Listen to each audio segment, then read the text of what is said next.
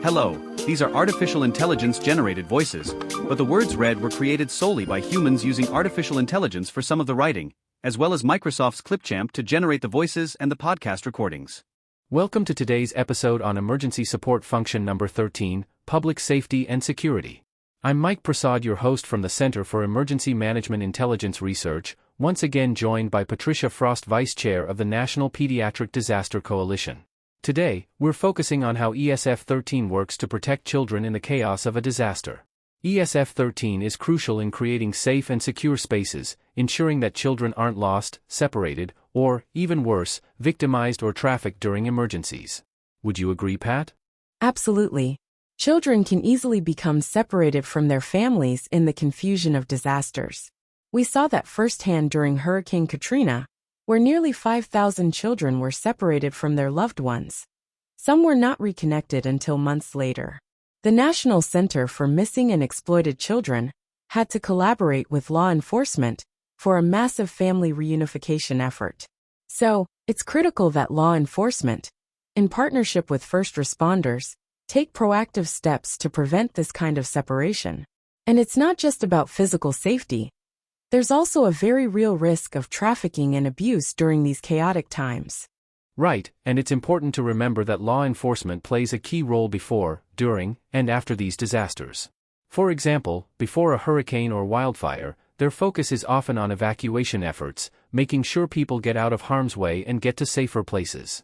But during the disaster, their priorities shift to managing the safety of their overall community, even when weather or travel conditions might limit their ability to respond.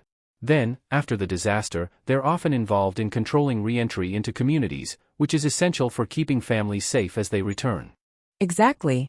And when children are involved, it becomes even more complex.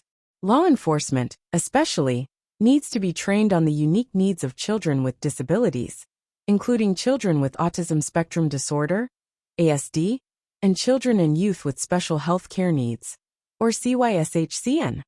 Children with ASD, for instance, may not respond in typical ways to stress or commands, so it's important that officers recognize these behaviors and know how to engage them safely. Training of responders for these child-related aspects is so crucial. Without it, there's a risk of miscommunication or worse, escalating a situation unnecessarily. Another part of this is ensuring that families are empowered to prepare their children. For example, one simple but effective strategy is teaching children how to call 911.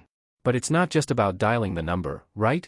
It's also about making sure they can clearly communicate the situation, including who they are and where they are. Right. Teaching children to call 911 can be life-saving.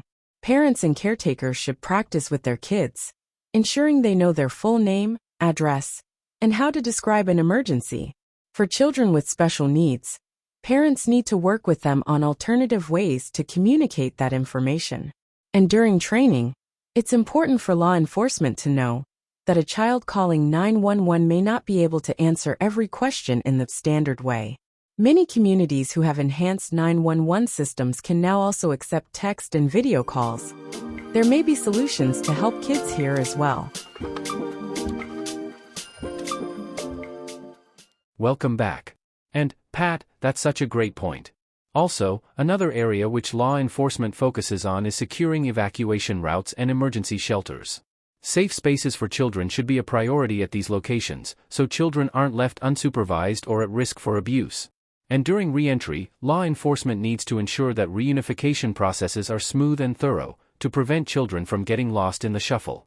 Yes, and agencies should collaborate with organizations like the National Center for Missing and Exploited Children to have reunification plans in place.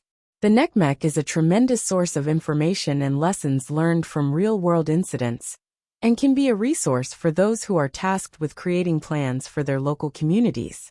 The best time to plan for this is well before a disaster hits. This can be a critical tool in protecting children and reuniting families when things go wrong. Also, the nonprofit foundation called I Love You Guys has a standardized reunification plan which can be used in coordination with schools, hospitals, law enforcement, and other emergency management groups.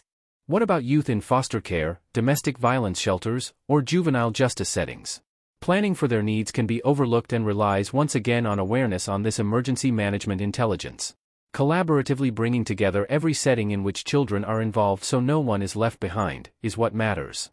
Children who are in the juvenile justice system are at exceptionally high risk for experiencing disaster-related traumatic stress and other mental health and behavioral challenges, and are often not considered in a community's emergency planning, unlike those in schools and childcare.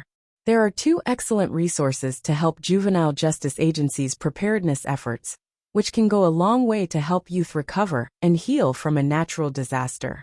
We will include those links in the notes section.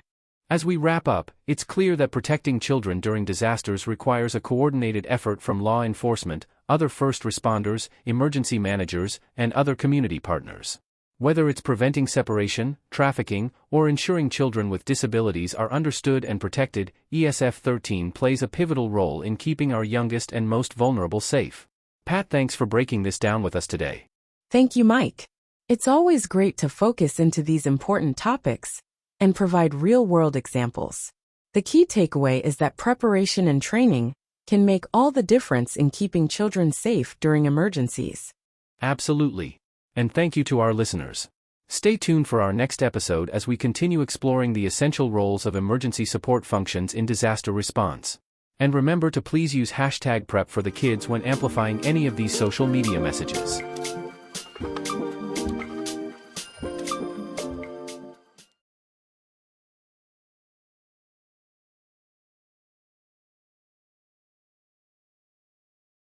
Please visit us on the web at npdcoalition.org. Our vision is to support the development of a unified medical and health emergency management community to prepare, respond, and recover from emergencies and disasters.